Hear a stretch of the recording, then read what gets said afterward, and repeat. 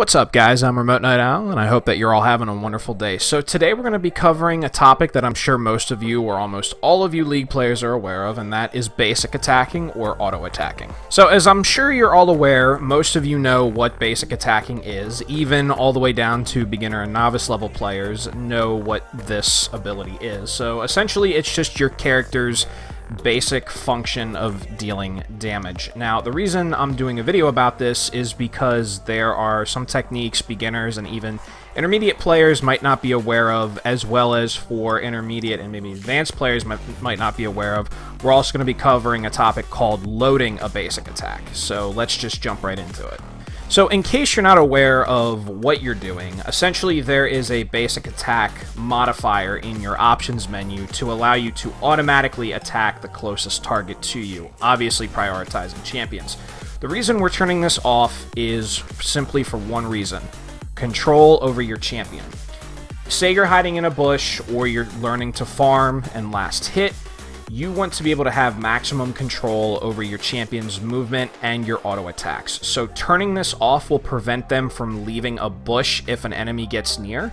Also, this will allow you to maximize your ability to attack, move, and farm as well. So now that you have the proper auto attack function set and understanding that you need maximum control over your champion, now we're going to get into the basic mechanics of an auto attack. So using Garen's wide swing as an example, we have him set to lowest possible attack speed. So how a basic attack essentially works is there's three movement components to it. There's a wind up, there's an execute, and then there is a wind down.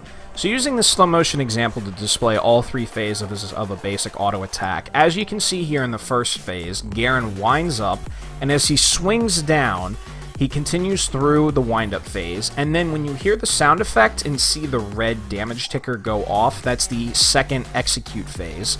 And as soon as that damage tick happens, the wind down phase begins and goes through. So looking at that example one more time, you can see with Garen we have the wind up, and then we have the execute in which the damage is executed, and then we have the wind down where the auto attack is finished. So now that we've established the mechanical function of an auto attack and we now understand how it works, I want to go back to the control thing I was talking about earlier when it comes to basic attacks.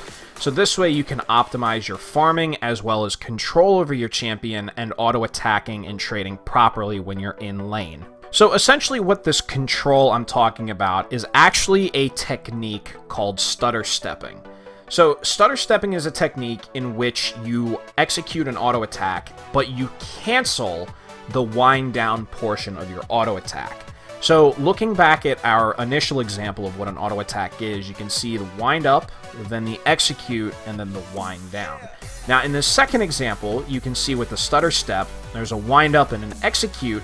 However, after the execute happens, I input a movement command and keep moving forward.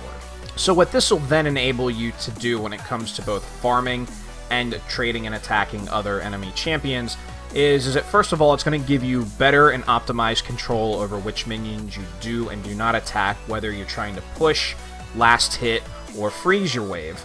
But then when it comes to attacking champions, you're going to better optimize your mechanical technique in terms of either bullying them out of lane, trading properly, or if you're lucky enough, killing them. So one of the things that I had naively believed for years is that stutter stepping actually increases the attack speed of your auto attacks. So looking at this left and right example, on the left we have a basic attack without a stutter step, and on the right hand side we have a basic attack with a very quick stutter step.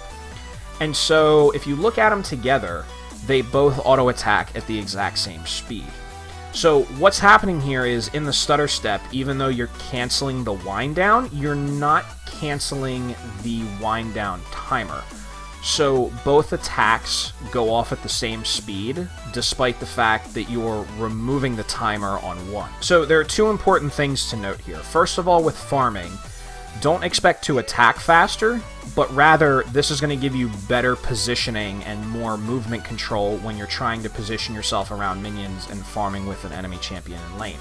Now when it comes to trading, in this example here you can see with a slow stutter step by auto attacking and then moving up while waiting for the auto attack timer to go off, you actually keep up with the champion so you can increase your DPS. Now in the second example, as you can see, I'm auto-attacking with a quick stutter step, and since we know that a quick stutter step doesn't increase your attack speed like I had mentioned, I believe previously, you're actually decreasing your DPS over time simply because you can't keep up with the champion like you could in the first example. So one thing I would like to note is some champions have basic attack resets. Now this is important to note because with the stutter stepping technique, while you do want to do a slow stutter step as mentioned before so you can allow your auto attack timer to reset and keep up with a champion's character model, these will actually increase your DPS and you won't have to worry about doing a slow stutter step. So in Garen's case with his Q, as you can see, because it's an auto attack reset,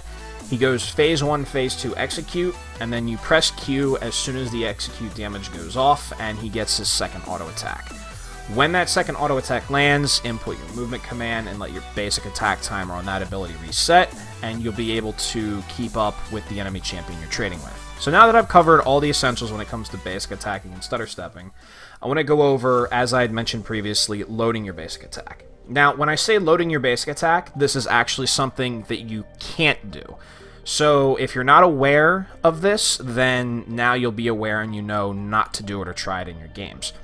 So essentially what loading your basic attack means is that if you have a wind-up animation that is displaying a critical strike, because basic attacks and critical strike basic attacks have two different animations, you can't preload that to guarantee your next auto attack to be a critical strike. So in this example here, I have Garen at 50% critical strike chance. And so, as you can see, I wind up a basic attack, and his crit is about to go off because it's a pullback instead of a normal Garen swing. So I cancel the auto attack so it doesn't even execute, and then as you can see, I go to auto attack again, and it's a normal basic attack. So this is just something I wanted to make everybody aware of, because unfortunately you can't preload crits into your autos unless you have 100% crit chance. Well guys, I hope you enjoyed today's video. For you beginner and intermediate players, I hope you now have a better understanding as well as a general grasp of stutter stepping and the mechanical function of basic attacks. And for all players, I hope you now understand what loading a basic attack is and the fact that you cannot do it. So, like I had mentioned, I hope you guys enjoyed this video. Don't forget to like, comment, share, and subscribe. Hit me up on Twitter and Instagram. And as always, guys, we'll see each other again real soon. Have a wonderful day.